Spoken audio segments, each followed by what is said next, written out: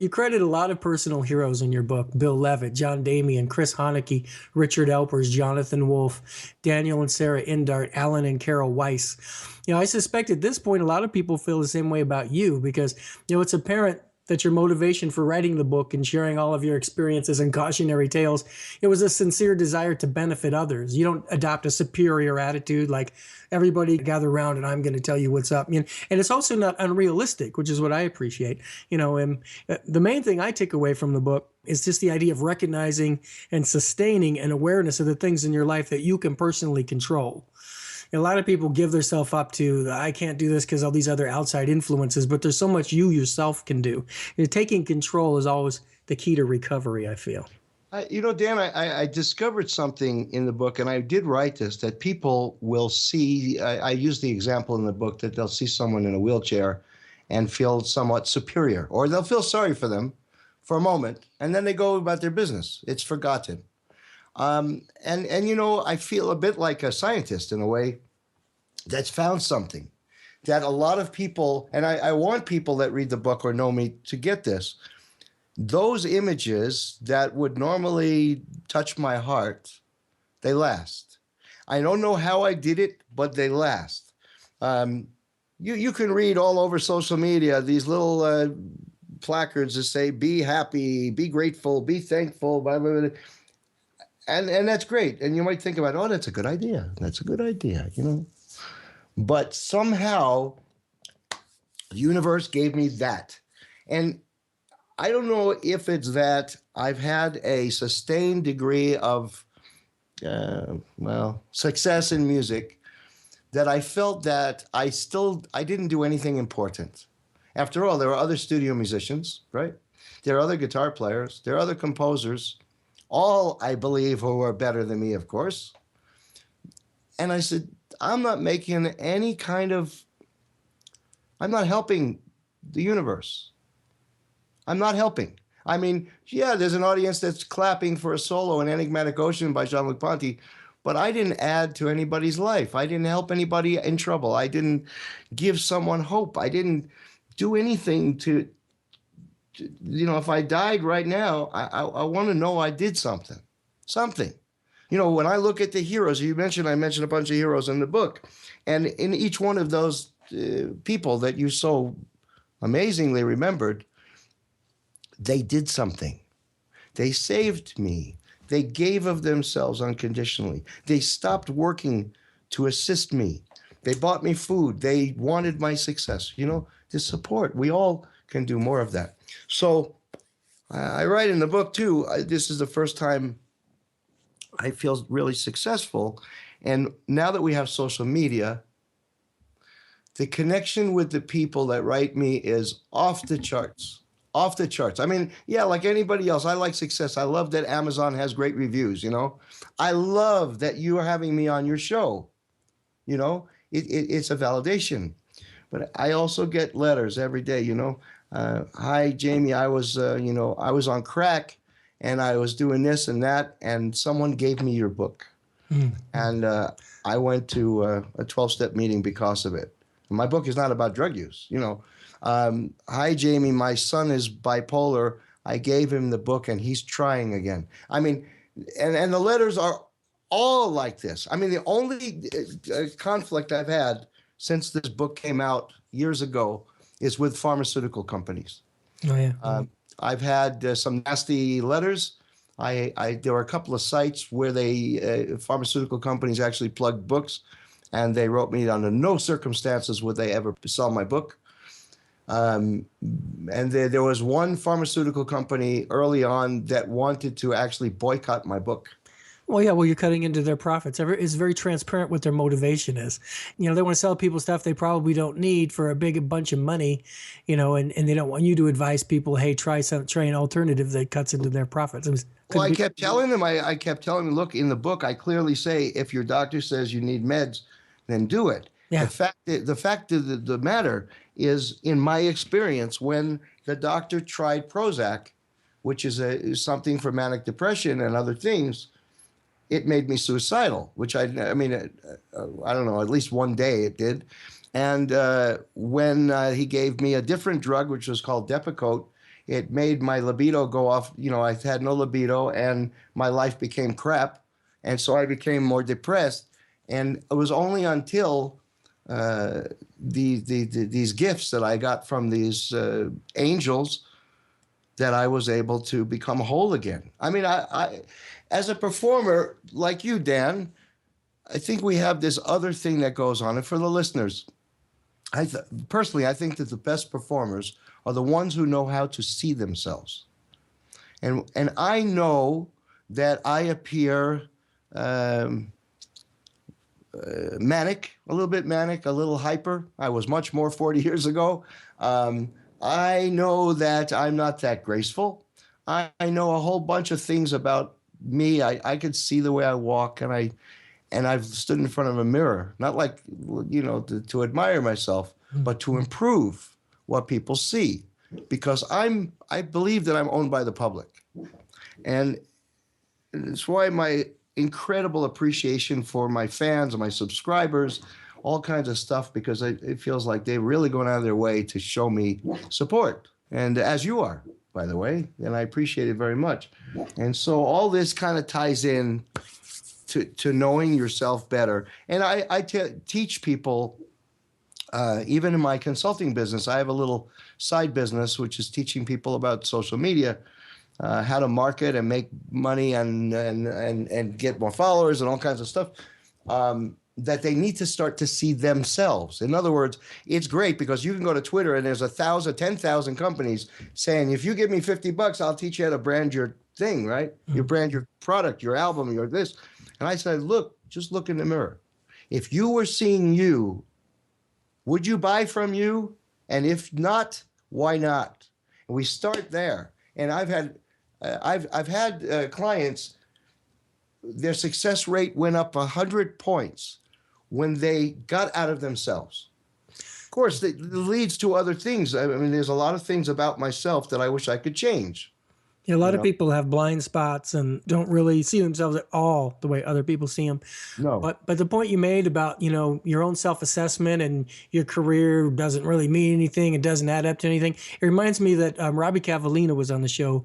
He made a movie about Anita O'Day, the jazz singer. And she was like, a movie about me? Who cares? And I didn't, you know, she didn't really understand the impact she had. But when he made a 2-hour film that told her story and she was able to see it the way he presented it, it just, it blew her mind. It's like she didn't realize what she had accomplished, you know? So, I think if anybody was to grab any of us, anybody listening right now and do that, or it's almost like the Jimmy Stewart, It's a Wonderful Life. He didn't think it made much difference if he jumped off a bridge, and then they go back, well, look, you rescued your kid brother, back when he was a little kid. If you didn't do that. That's one of my favorite movies. I'm sure it's a favorite of a lot of people listening, but that means something to me because it helped me with my own ego. The thing is, Dan, look, the truth of the matter is, and I've told people in seminars and stuff, there is a certain amount of ego, if that's the word we want to use, that you need to do what we do.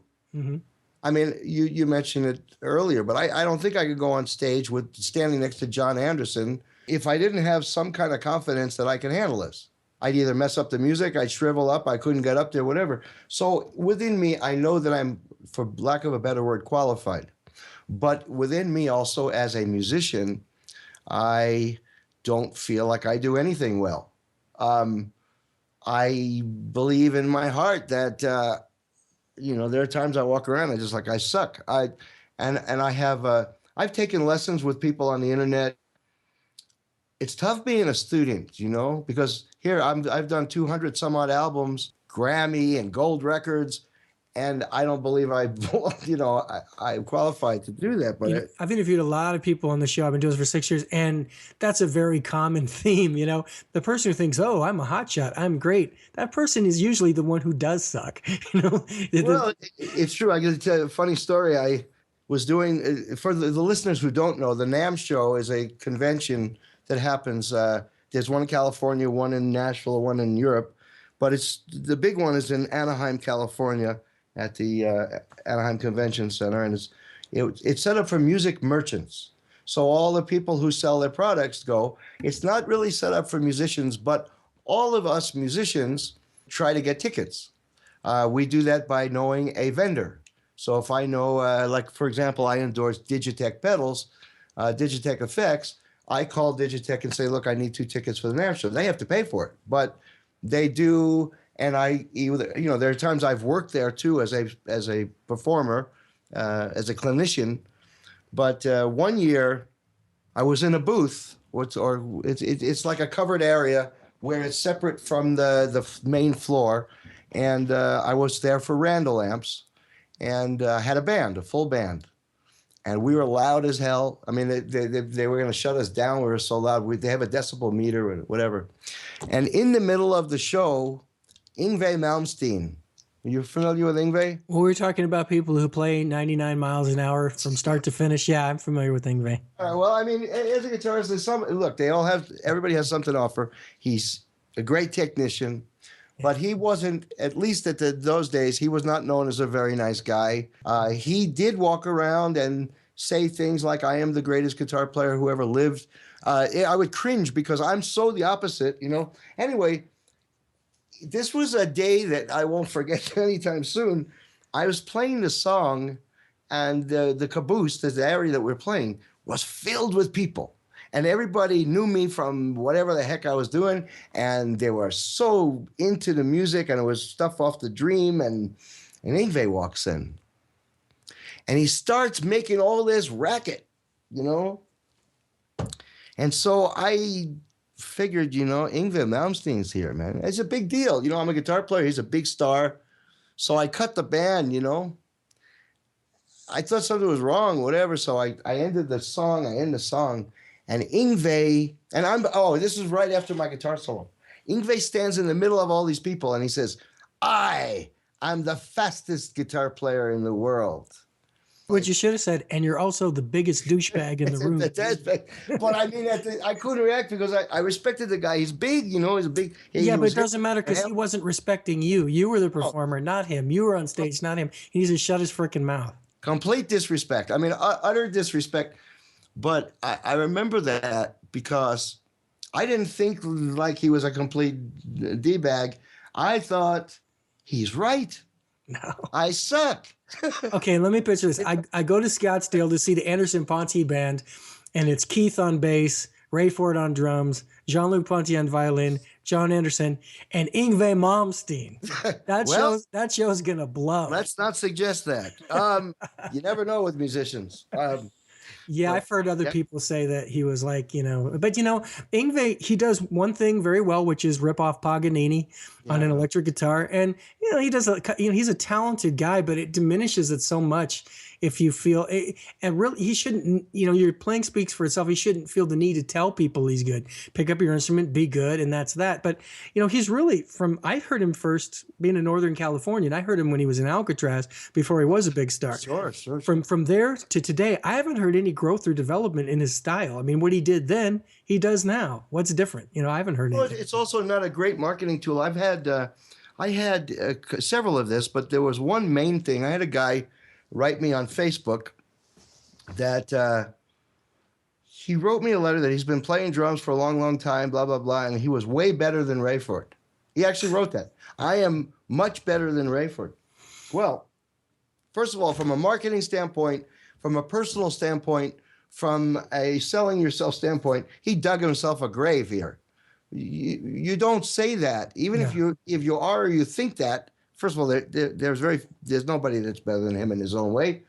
And who does that? But I've got there is a prevalence in some worlds. I understand heavy metal guys with the women who are totally macho, who have to be, I'm a really, solid player or whatever. That's cool, Well, Ray Ford Griffin, as I mentioned, I've been a fan of Jean-Luc Ponty for a long time. There's an album he did called Individual Choice, and there's a track he did called Far From the Beaten Path.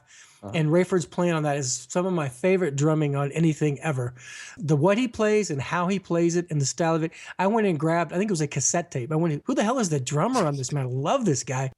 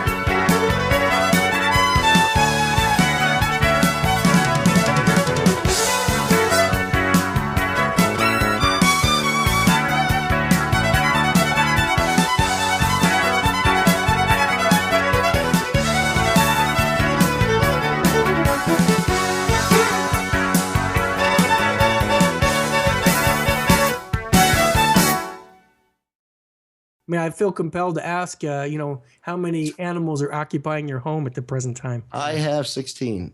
And I have 7 chinchillas and 2 guinea pigs. Got a new guinea pig after Rex the rabbit passed away this week because my other guinea pig was depressed, very depressed. He wouldn't come out. He wouldn't eat. The thing that happens is I have a beautiful giant, what used to be a gorgeous bedroom with a walk-in closet and a full bath and a large, very large bedroom. I gave that up to the animals. Yeah. And I sleep in the guest room. And they beat the room up, man. They rip the parrots, they eat the blinds, the chinchillas eat the woodworking. I have to paint it, and all that stuff. But the thing is, they're one flock. Yeah. And that's been very interesting to watch that. If a chinchilla gets out, well, the chinchillas are free, but if they're doing something that they're not supposed to be doing, like that the birds know that I would reprimand the chinchillas for eating my shoe or something, the parrots yell. And this the same thing. We have a baby guinea pig in there right now. And when the guinea pig was running around, we had one guinea pig chasing it, and the parrots got on the floor to chase it back. It's a very strange. National Geographic can't compete with my house. Yeah, they've got a community. They've got and then when one dies, like this week when Rex the rabbit died, I put it on Facebook on my page. I saw that. One of the parrots went in there and kissed all the plates.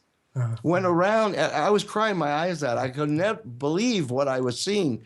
And I caught just the tail end for my friends on Facebook. But so I have 7 chinchillas, guinea pigs, parrots, 2 dogs, and they fill my life. And you got your eye on what, a jaguar cub or?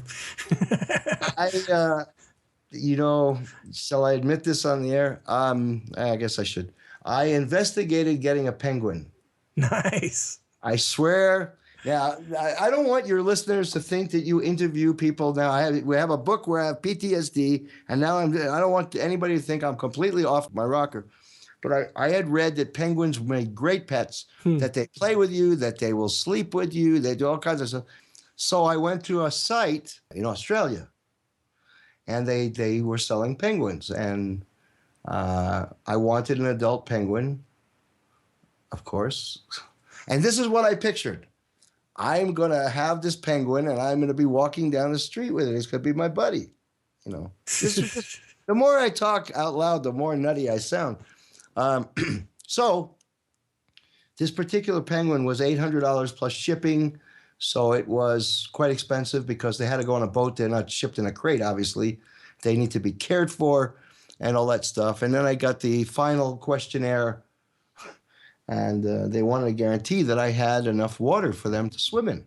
Well, of course I don't. I don't have a swimming pool in Salt Lake. It gets to be ice in the winter, and I surely don't have a living room or an indoor pool. So they refused to sell the penguin. We've heard of penguins in Madagascar. Penguins of Salt Lake City just doesn't have the same. Yeah, something. Also, I think there was a Jim Carrey movie, Mr. Popper's Penguins. Oh, my favorite. That's my influence. But I will say this about penguins. At the San Francisco Zoo, penguins walk really slow, but they swim really fast. And not only underwater, but they could skim across the water like from one side to the other, like a stone skipping on. I was like, whoa, man! Your eye almost couldn't follow them. They were so fast. I guess they got to get away from great white sharks and stuff. But. Sure, in the ocean they move. I'm just recapping here. I'm thinking about your listeners who may not have known me at all, and they're thinking, I can hear them talking after the interview. Well, Dan had this guy on. He's done a couple of things, and he's got a book about depression, and he wants a penguin.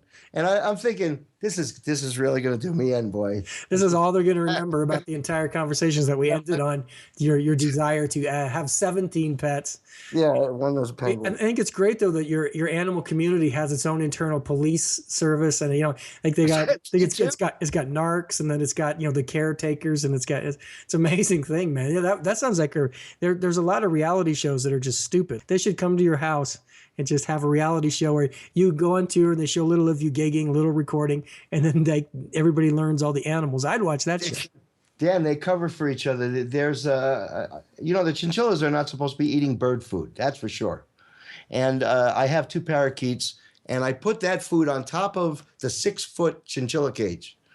And I have one chinchilla. His name is Ferdinand, spelled with F-U-R, of course. F Ferdinand. And he finds his way to the top of the cage to eat the bird food like at 2, 3 o'clock in the morning. And when he does, I know he is because the other chinchillas let me know he's up there. And they do that by either chewing the wall, running around, or doing something crazy. And I say, "What's going on?" And I look up, and it never fails. He's up there, and they're all trying to distract me from. It's like they talk to each other. It's like, "Daddy's coming in here. Let's handle this." Yeah, it's a nutty house.